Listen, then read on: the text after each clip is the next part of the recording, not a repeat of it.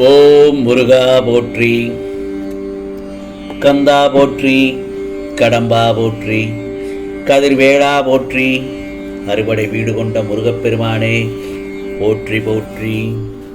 என் செல்லப்பிள்ளையே, சற்று நேரத்தில் நீ முகம் மலரப் போகிறாய். ஆம் செல்லமே, இந்த முருகப்பெருமானின் வாக்கை தவறவிட்டு விடாதே. உனக்குள் நான் இருக்கும்போது நீ எதற்கும் யாரும் இல்லை என்று புலம்புகிறாய். ஏன் இந்த புலம்பல் உனக்கு? அந்த எண்ணமே தவறானது தானே, ஆபத்தானதும் கூட தானே. எல்லா சுமைகளையும் என்னிடம் வைத்து விட்டாய் அல்லவா, பிறகு ஏன் உனக்கு இவ்வளவு வருத்தப்பட்டு கொண்டே இருக்கிறாய்? உலகில் உள்ள அனைவரும் ஒவ்வொரு விதமான கஷ்டமான சுமைகளை சுமந்து கொண்டுதான் இருக்கிறார்கள். உன் வாழ்வில் நீ தைரியமாக உன்னை சூழ்ந்துள்ள துயரங்களை எதிர்த்து நின்றால்தான் உனக்குள் நீ வெற்றியை காண முடியும். புரிகிறதா? நீ போகும் பாதையில் மோசமான மனிதர்கள் ரூபத்திலோ அல்லது ஏதேனும் ஒரு வழியிலோ நிச்சயம் உனக்கு பல தடைகள் வரத்தான் செய்யும். அதையெல்லாம் கண்டு பயப்படக்கூடாது. தைரியமாகவும் நம்பிக்கையோடும் நீ உனது இலக்கை நோக்கி சென்று கொண்டே இரு. உனக்கான கடமைகளிலிருந்து ஒரு நாளும் தவறுந்து விடாதே. இதுவரை சந்தித்த வேதனைகள் எல்லாம் காணாமல் போய்விடும்.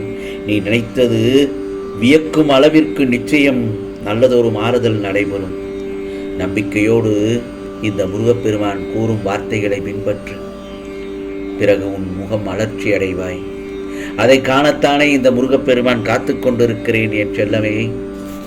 நீ எதையெல்லாம் நினைக்கின்றாயோ அவையெல்லாம் உன்னை வந்து சேரச் செய்வேன். எல்லாமே தெளிவு பெற்ற பின் உன் வாழ்க்கை முன்னோக்கி மகிழ்ச்சியாக செல்லும் காலம் வந்துவிட்டது. ஏன் இப்படி துவண்டு போய் இருக்கிறாய்? நீ துவண்டு போய் தைரியம் இழந்து இருக்கும் அளவிற்கு எந்த ஒரு காரியமும் உனக்கு கெட்டதாக நடக்கவில்லை. நீயே தோற்றுவிட்டது போல் ஒரு பொய்யான எண்ணத்தை உருவாக்கி உனக்குள் இருக்கும் நிம்மதியை ஏன் செல்லமை இழந்து கொண்டிருக்கிறாய்?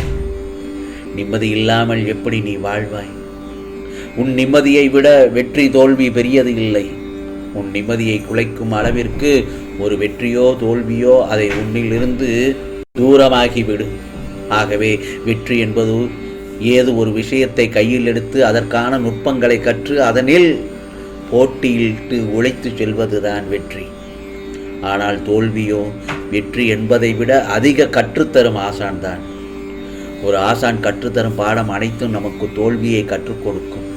தோல்விக்கு நிறைய ரூபங்கள் இருக்கும். துரோகம், ஏமாற்றி வெல்வது என நிறைய விஷயங்கள் சேர்ந்துதான் தோல்விகள் வரும். அவைகள் உனக்கு கற்றுத்தரும் பாடமே. வாழ்க்கையில் வெற்றியை மற்றும் குவிக்கும் வண்ணம் இல்லாது வெற்றியின் சாதனைகளாக அது உன்னில் அமையும். புரிகிறதா? தோல்வியிலும் தனிமையிலும் கற்ற பாடம் குரு போதித்த பாடங்களுக்கு ஒப்பிட்டு கூறலாம். தோல்வி என்பது வேறு, தற்காலிகமாக ஒன்றில் வெற்றி அடையாததே தான். ஆனால் நீ மேலும் மேலும் முயற்சி செய்து கொண்டே இருந்தால் நிச்சயமாக வெற்றி பெறலாம். தோல்வியில் தேராமல் முயலாமல் இருப்பதுதான் உண்மையான தோல்வியின் வீழ்ச்சி. இதை புரிந்து கொள். முதலில் இந்த முருகப்பெருமான் உன்னை அந்த அளவிற்கு நிச்சயமாக விடவே மாட்டேன். உலகத்தில் என்ன மாறினாலும் நகன்றாலும் நான் உன்னை விட்டு எப்போதும் விலக மாட்டேன். நேரத்தில் குறிக்கும் கடிகாரத்தை பார். வாழ்வில் உன் உழைப்பு எப்படி இருக்க வேண்டும், உழைப்பின் முக்கியத்துவம் உனக்கு நிச்சயமாக புரியும்.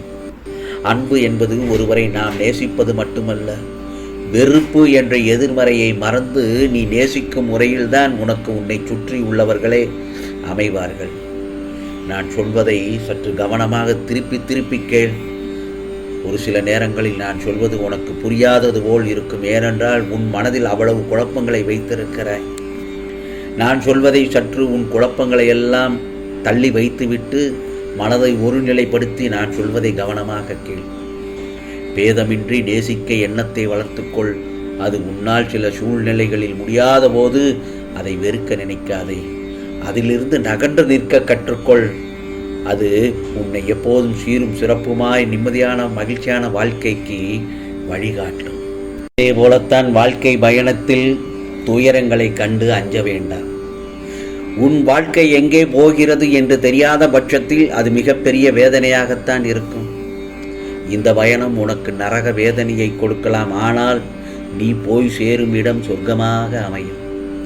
எந்த சூழ்நிலையாகட்டும் எல்லோரிடத்திலும் அன்பு செலுத்து. தேவையான உதவிகளை செய்துவார். உனக்கான வாழ்க்கையை இனிக்கும் என் செல்லமே. அதேபோல்தான் எந்த ஒரு செயலிலும் முழுமையாக ஈடுபாட்டுடன் செய். அப்பொழுதுதான் அந்த செயல்களை குறித்து உனக்கு பின்னாளில் எந்த ஒரு வருத்தமும் இருக்காது. உன்னை சுற்றி உள்ளவர்கள் கூறுவதை அப்படியே ஏற்றுக்கொள்ளாமல் அது உண்மையா பொய்யா, நல்லதொரு செயலா அல்லது யாருக்கும் தீங்கு விளைவிக்குமா என்று நிதானமாக யோசித்து அறிந்து செயல்பாடு. மனதில் மாற்றத்தை கொண்டு வருவதற்கு புரிந்து கொள்ளுதல் மிகவும் அவசியம். வற்புறுத்தலின் மூலம் மாற்றத்தை கொண்டு வர முடியாது. எதை செய்ய நினைத்தாலும் இந்த முருகப்பெருமானை நினைத்து செயல்படு. நிச்சயமாக நான் உன்னை கைவிட மாட்டேன். உன் வாழ்வில் அனைத்து மங்களங்களும் உண்டாகும் நேரம் வந்துவிட்டது. பயம், கவலை, விரக்தி உன்னை ஆக்கிரமித்துக் கொள்ளாமல் பார்த்துக்கொள். இவை என்றுமே உனது வளர்ச்சிக்கு தடையாக இருக்கும் என்பதை நினைவில் கொள். காலம் பொன் போன்றது. அந்த நேரத்தை தேவையற்ற சிந்தனைகளுக்கும் கவலைகளுக்கும் இடமளித்து வீணாக்காதே. எல்லோருக்கும் வாழ்க்கையில் ஏமாற்றம், துரோகம், தோல்விகள் எல்லாம் இருக்கத்தான் செய்யும். அவற்றையெல்லாம் நீ பொருட்படுத்தவே கூடாது. சில விஷயங்களை நீ அப்படியே விட்டு விடுவது உனக்கு நல்லது. பிறகு அடுத்த நிகழ்வுகளை நோக்கி பயணப்படுவது அது உனக்கு அதுவிட மிகவும் நல்லது. ஏனென்றால் உன்னை சுற்றியுள்ள சில பிரச்சனைகளுக்கான தீர்வு உன்னிடம்தானே இருக்கிறது. ஆனால் நீயோ அதை புரிந்து கொள்ளாமல் அந்த பிரச்சனைக்கான தீர்வை தேடி தேடி அலைந்து திரிந்து கொண்டிருக்கிறாய். நான் தினமும் ஏதாவது ஒரு ரூபத்தில் வழிநடத்த நான் முயற்சி செய்து கொண்டுதான் இருக்கிறேன். ஆனால் நீ அவற்றையெல்லாம் தவற விட்டு பிறகு மீண்டும் என்னிடமே வந்து முருகா என் துயரங்களை போக்க வழி கேட்கிறாய். முதலில் உன் துயரங்களை நினைத்து கவலைப்படாமல் இரு. அப்போதுதான் உன்னை சுற்றி என்ன நடக்கிறது என்பதை உன்னால் உணர முடியும். உன்னை சொல்லி குற்றமில்லை. இவையெல்லாம் காலத்தின் கட்டாயம். நீ இந்த நிலைமையை அனுபவித்தே ஆக வேண்டும். உன்னை அதிலிருந்து காக்கவே இந்த முருகப்பெருமான் போராடி கொண்டிருக்கிறேன். நீ இப்பொழுது அனுபவிக்கும் உன் கர்ம வினைகளின் பெரும் பகுதியை உனக்காக நான் அனுபவித்துக் கொண்டுதான் இருக்கிறேன். நீ இப்போது அனுபவித்துக் கொண்டிருப்பது அதன் ஒரு சிறு பகுதியே தான். ஆகவே வாழ்க்கையில் நீ சந்திக்கும் தோல்விகளை வைத்து வாழ்க்கையே தோல்வியுற்று விட்டதாக நீயே முடிவு செய்யாதே. ஏனென்றால் எதுவும் நிலையில்லாது. இருக்கும் வரை இருப்பதை வைத்து மகிழ்ச்சியாக இரு. ஆகவே நீ அனைத்திலும் வெற்றி பெறும் நாள் வெகு தூரத்தில் இல்லை. நிச்சயமாக இந்த முருகப்பெருமான் சொல்வதை கேட்டு நடந்தால் உன் முகம் மலர்ச்சியோடு காணப்படும். நிச்சயமாக உனக்கானதெல்லாம் நல்லது நடக்கும். நல்லது மட்டுமே நடக்கும். அதுவும் நன்மையாகவே இருக்கும். ஓம் முருகா சரணம். ஓம் முருகா சரணம்.